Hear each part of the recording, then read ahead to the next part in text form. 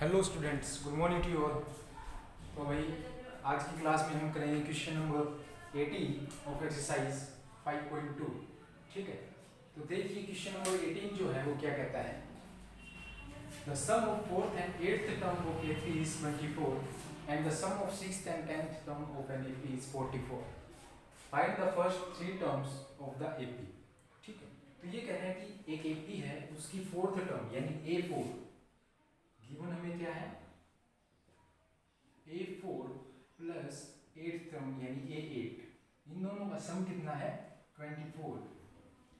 और दूसरी बात जो हमें वो कहता है, क्या कहता है, सिक्स्थ टर्म यानी A6 plus A10 is equals to 44। A6 यानी सिक्स्थ और टेंथ टर्म का जो सम 44 है, उसके लिए हमारी कौन सी इक्वेशन बनेगी, ये इक्वेशन बनेगी। तो A4 और A8 इन्हें हम A और D की फॉर्म में कैसे लिखेंगे, देखिए A4 को मैं लिखूंगा A plus 4 minus 1 into D, जो कि बनेगा A प्लस 3D।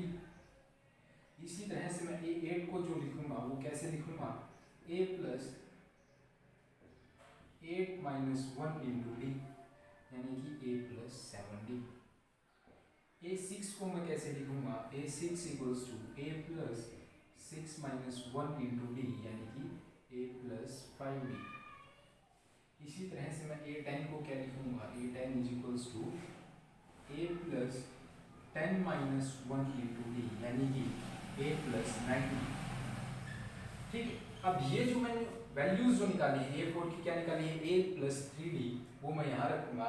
A8 की वैल्यू क्या निकाली है, A प्लस 7D, वो मैं यहाँ रखूंगा। A6 की मैंने क्या निकाली है, A प्लस 5D, वो यहाँ रखूंगा। A10 की A प्लस 9D यहाँ रखूंगा। तो मेरे पास जो नई इक्वेशन बनेगी, अब देखिए वो क्या बनेगी, A4 पे क्या लिखूंगा मैं, A plus 3D plus A8 जो है A प्लस 7D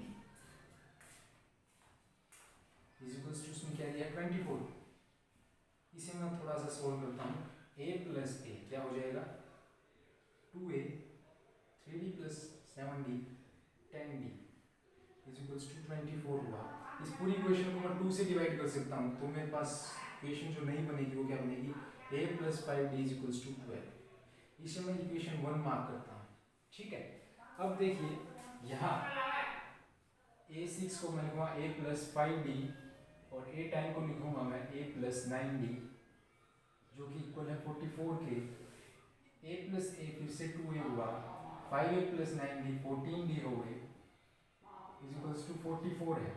2 से डिवाइड करने पे ये इक्वेशन बनेगी A plus 7D is equals to 22। ठीक है, तो अब देखिए ये इक्वेशन मैं सेकंड मान लेता हूँ। अब देखिए मैं क्या करता हूँ, इक्वेशन 2 में से इक्वेशन 1 को मैं माइनस करूँगा, इक्वेशन 2 माइनस इक्वेशन 1। ठीक है, इक्वेशन 2 जो है ये है A plus 7D is equals to 22 और इक्वेशन 1 जो है वो क्या है A plus 5D is equals to 12। इसे मैं सब्ट्रैक्ट कर रहा हूँ तो ये साइन चेंज होंगे, ये माइनस का ये प्लस का ये माइनस का होगा, ये भी प्लस का है माइनस का होगा, ये भी प्लस का है माइनस का हो जाएगा। A से A कैंसिल आउट होगा, मतलब 0 बचेगा। यहाँ बचेगा 7 में से 5 गए प्लस के 2D, और यहाँ 22 में से 12 जाएंगे, बचेगा 10। यानी कि 2D इज इक्वल्स टू मेरे पास 10 निकल के आया है, D इज इक्वल्स टू 10/2, यानी कि D की वैल्यू जो निकल के आई है वो 5 निकल। ठीक है, D की इस वैल्यू को मैं चाहे तो इस इक्वेशन 1 में पुट कर दूं, चाहे 2 में, तो मैं इक्वेशन 1 में पुट करता हूँ। क्या लिखूंगा, putting D is equals to 5 in equation 1, क्या बनेगा देखिए, A plus 5 into 5 is equals to 12। तो जो A की वैल्यू निकल के आएगी वो क्या निकल के आएगी, A plus 25 is equals to 12, A is equals to 12 minus 25। ठीक है, तो A की जो वैल्यू निकल के आएगी वो आएगी -13। A की वैल्यू -13 निकल के आएगी। अब first term general form of AP क्या थी हमारी,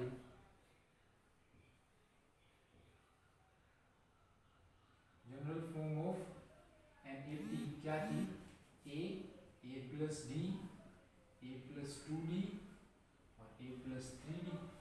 इसमें जो एपी की ये है क्या है, फर्स्ट टर्म ये क्या है, सेकंड टर्म ये क्या है, थर्ड टर्म। तो इससे हम निकालेंगे तो फर्स्ट टर्म जो की होगी वो क्या होगी, फर्स्ट 3 टर्म कहा ना उसने, फर्स्ट टर्म जो होगी वो क्या होगी इटसेल्फ a यानी कि -13।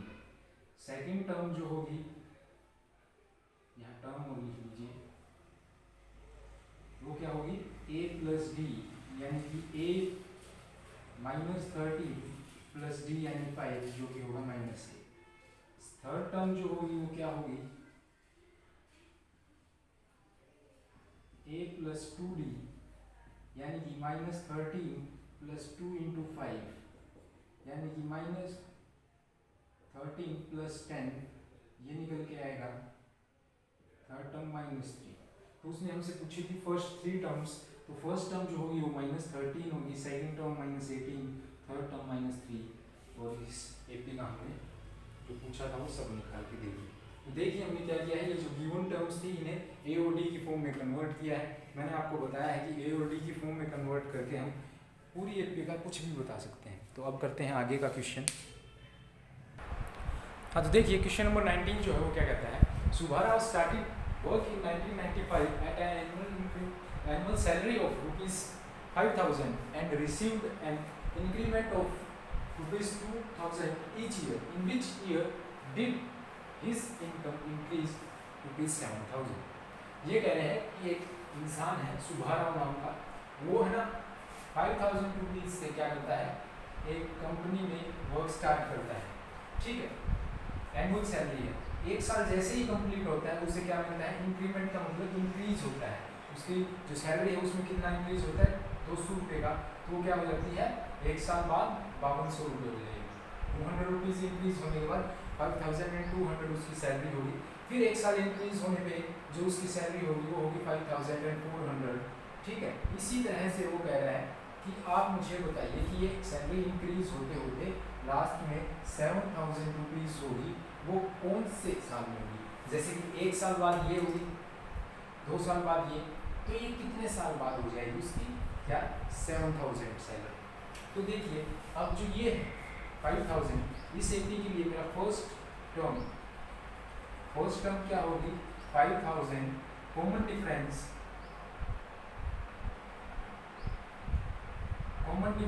यानी कि डी वो कितना होगा 200 रुपीज़, ठीक है 200। और जो nth टर्म यानी an वो कितनी होगी 7000। अब मुझे क्या करना है, an का फॉर्मूला लगाना है। nth टर्म को हम क्या लिख सकते हैं, a plus n minus 1 into D, कौन से साल में होगी, इसका मतलब हमें n की वैल्यू फाइंड आउट करनी है।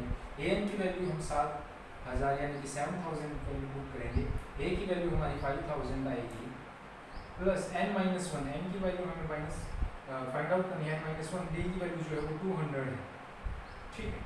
यानी कि ये हो गया 7000 is equals to 5000 plus 200 minus 200, ठीक है। ये जो होगा ये होगा 7000 इज इक्वल्स टू 5000 माइनस 200 है, तो ये हो गया 4800 या 4800 प्लस 200 है।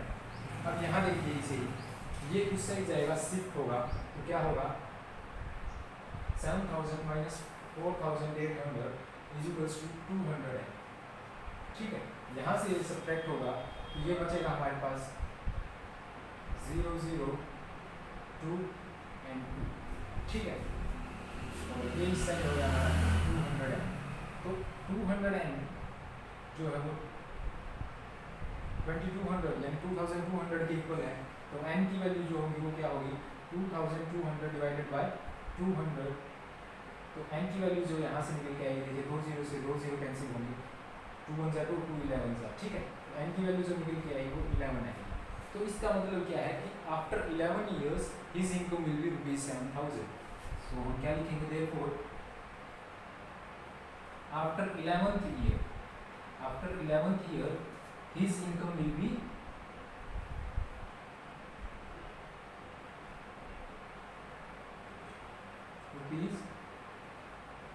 ₹7,000। तो ये हमारा हो गया क्वेश्चन नंबर 19 का सॉल्यूशन। अब हम देखते हैं क्वेश्चन नंबर 20 का सॉल्यूशन। हाँ तो देखिए क्वेश्चन नंबर 20 है जो क्या कहता है, Ramkali saved ₹5 in the first week of a year and then increased her weekly savings by ₹1.75. If in the nth week her weekly savings become ₹20.75, find n. क्या करता है देखिए, एक रामकली नाम की लड़की है जो कि क्या करती है, जैसे ही मान लीजिए ये 2020 ईयर अपना स्टार्ट होगा, उसने जो फर्स्ट वीक था उसमें अपने पूरे वीक में ₹5 बचाए थे, ठीक है। फिर वो क्या करती है, जैसे जैसे वीक्स बढ़ते जाते हैं वो अपनी इंक्रीमेंट करती है, इसमें सेविंग्स में हर मतलब पहले वीक उसने ₹5 बचाए, अगले हर वीक में वो क्या करती है ₹1.75 अपनी गुल्लक में या सेविंग्स में क्या करती है ऐड करती है। In the nth week her weekly savings become ₹20.75। मान लीजिए कि एक nth week ऐसा आता है उस ईयर के बाद जिसमें कि उसकी उसकी सेविंग्स कितनी हो जाती हैं ₹20.75। तो ये कह रहा है कि n की वैल्यू फाइंड आउट कीजिए। देखिए अब ये क्या करती है, फर्स्ट वीक में ₹5 सेव करती है, अगले वीक में उसमें 1.75 ऐड करती है, तो क्या होगा 6.75। अगले फिर वीक में उसमें 1.75 वो ऐड करती है, तो क्या होगा 8.50। इस तरह से क्या बनेगी हमारे पास एक AP। और ये कह रहा है कि इसमें ऐड करते करते एक वीक ऐसा आएगा या एक n की वैल्यू ऐसी आएगी जिसके लिए उसके पास कितने रुपये हो जाएंगे ₹20.75, ठीक है। तो देखिए इसके लिए फर्स्ट टर्म जो बनेगी वो क्या बनेगी इस AP के लिए, first term is equals to 5, common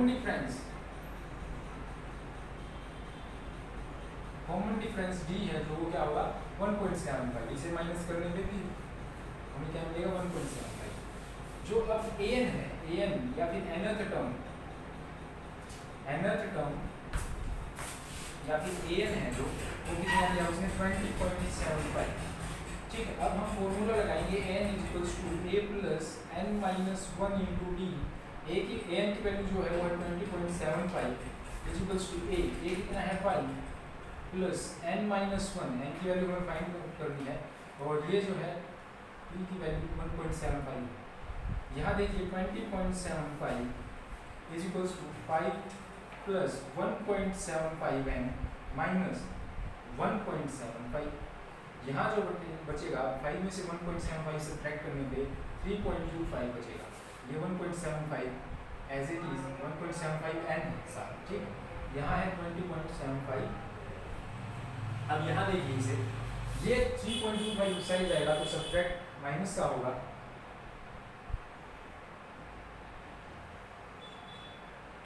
1.75n के इक्वल बचेगा। अब इसे हम सोल्व आउट करते हैं तो ये बचता है 17.75 equals to 17.50 25 में 75 में से 25 जाएंगे 50 बचेगा 1.75n। n की जो वैल्यू होगी वो होगी 17.50 डिवाइडेड बाय 1.75। जब इसे हम कैंसिल आउट करते हैं तो n की वैल्यू जो हमारे पास मिलेगी वो 10 मिलेगी, ठीक है। n की वैल्यू 10 है, मतलब उसने जब से ये सेविंग स्टार्ट की थी उससे 10 वीक बाद क्या होगा उसके पास 20.75 रुपीज़ है जो वो इकट्ठे हो जाएंगे। तो ये जो n की वैल्यू फाइंड आउट करनी थी वो कितनी निकल के आई है 10। तो आज के लिए इतना ही। आज हमने अपनी क्लास में क्या किया है, एक्सरसाइज 5.2 कंप्लीट कर ली। अगली वीडियो हम स्टार्ट करेंगे exercise 5.3। Thank you, thanks a lot.